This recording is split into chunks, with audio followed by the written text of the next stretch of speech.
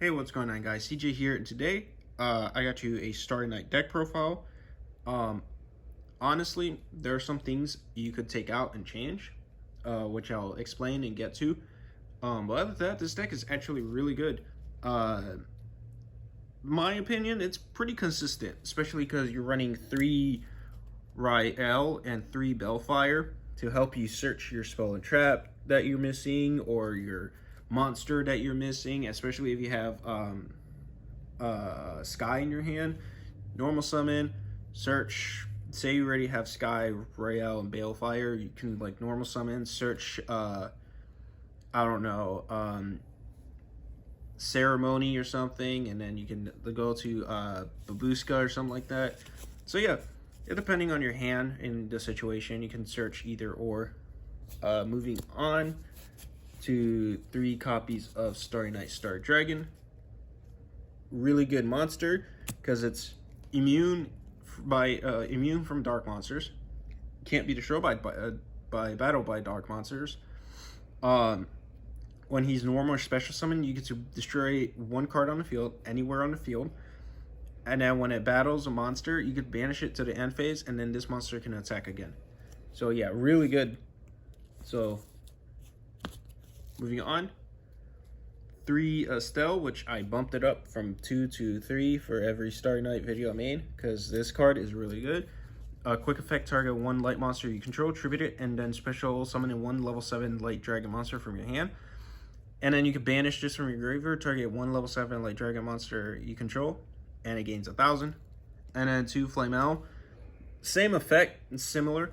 Whenever your opponent declares an attack, you get to send this card from your hand or face up on the field to the graveyard, and then special summon a level 7 light dragon, and then you could banish this card and then return a level 7 light dragon from your graveyard or field to your hand.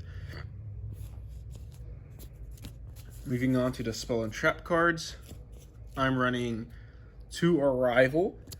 I cut this down to 2 because 3 is a little too much. But yeah, you can either special summon a level 7 light dragon from your hand to the field, or target a level 7 light dragon monster you control and return it to your hand. 1 Ceremony, another card I cut down. It's really good. You reveal a light fairy, search Starry Night Dragon, shuffle that fairy back to the deck. Whenever your opponent activates a card effect, you get to special summon Starry Night Starry Dragon. And then the 1 Sky is pretty much a double summon, and every time Starry Night Dragons you return to your hand, you draw 1 card. So that's it for the Starry Night lineup. Moving on to the hand traps. 3 DD Crows, since a lot of decks nowadays like the graveyard and activate card effects in the graveyard, DD Crow is perfect. And then for the Ghost Sister, 1 Ogre, 1 Spooky Dogwood, and I think this is actually really good. It's a unique Ghost Sister hand trap where you get to discard it, and then if your opponent do special summon monsters, you gain life points equal to their attack. However, the only downside is if you didn't gain any life points, it's halved. Your life points are halved at the end phase. So that's why I'm running 1 of this. 1 Moonchill. Another cool card is whenever your opponent special summons a monster, you get to discard this card and target that monster, and its effect is negated until the end of the turn. And if that monster leaves the field, your opponent loses life points equal to its attack points. So that's the 1 of the Ghost Sisters. 2 Bell and 2 Ash. Ash deals with searching and stuff. Bell deals with the graveyard. So yeah, 2 and 2 is really good. Next, 3 Imperm and 3 Evenly Matched. So yeah, I could have decided whether for make this going first or second, so I just said, you know what, screw it. I was gonna throw in the 1 Effect Veiler, but then Imperm was slightly better, because not only you can activate it during any turn from your hand, unlike Effect Vader, but if you set it, it has a bonus effect where if you activate it while set, any spell and trap card in that column is also negated. So really good. And then Evenly Match is just annoying, honestly. This card well, this deck isn't really that powerful. Honestly, you probably might want to run what's that called, Dark Ruler, but other than that, I like Evenly. Moving on to the one-ofs, the only two one-ofs I'm going to keep is Goals in Match and Anti-Spell. Especially Goals in Match, because this deck is literally like 90% light monsters. And then Anti-Spell pretty much turns all trap cards or spell cards into trap. You gotta set it, wait a turn. So yeah. And then some one-ofs that I might take out is Denko's Sekka. I don't know why I'm running this. I just thought the effect was really good. It's good and bad. It's like a double-edged sword.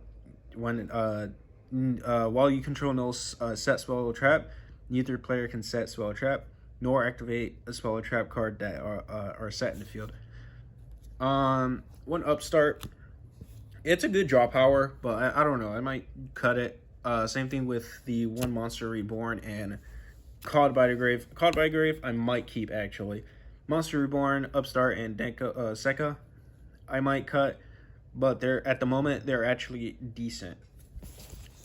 Moving on to the extra deck, which there is a lot of cards I'm going to cut.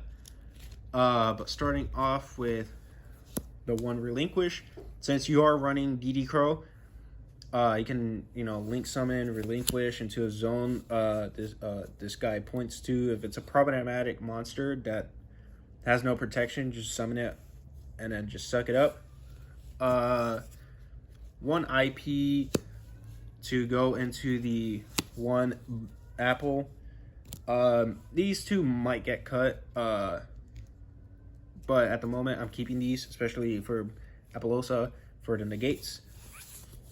The one hit for the attack boost for all your light monsters, it gains 500, and then all dark monsters lose 400, and then if this is destroyed, you get to add one light monster from your graveyard to your hand. The one Saryuja to fix your hand up just in case it's a little wonky and weird. The one Borosaur for game. For my XCs. So I'm running the one Star Liege. Uses effect to overlay it, decrease the monster attack to overlay into this guy, and then I'll attack for damage to overlay into Zeus. So yeah. Then for my rank 4s, my rest of the rank 4, one Tornado Dragon for the back row, Babushka for plan B, just in case your hand is wonky and you can only make plan B. One Light Dragon for the pop. It's actually really good. Detach a material and destroy face-up monster your opponent controls up to the number of @Ignister monster you control. It's only one pop, but still, that's better than nothing. My last two XCs, number 74 and Mecha Phantom Beast. 74, when a card or effect is activated that targets this face-up card, you get to detach a material and negate the activation. If you do destroy it, then you can destroy one card on the field. And then Mecha Phantom Beast also pops. Use of overlay unit, generate 2 token. As long as there's token, he's immune. You get 2 tribute, 1 Mecha Phantom Beast, including the token, to destroy a card on the field. And then last but not least, the one Quantum Cybus Dragon. Pretty much a double attack. Once it attacks, it shuffles back that monster, and then it gets to attack again. So yeah, this is my Starry Night deck profile. Again, there's a few cards I want to take out and change.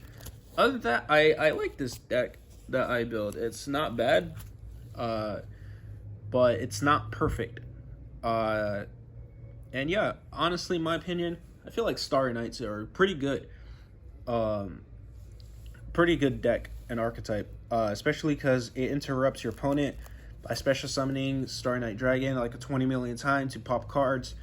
I feel like they're missing a lot of good cards, especially protection for the lower level fairy Starry Knights. I feel like they should do better for the field spell card. Starry Night Sky, give them protection, the same thing Starry Night Dragon has. The draw one is cool bonus, the double summon is a cool bonus, but the lower level Starry Knights really need protection. Honestly, consistency wise, it's pretty good. Special summoning the Starry Night Dragon, recovering it, because especially you have multiple cards that literally adds the Starry Night Dragon back from the graveyard to your hand. Other than that, it's pretty good. I like the archetype. I hope you guys enjoyed this video, and I'll see you guys next time. Peace out.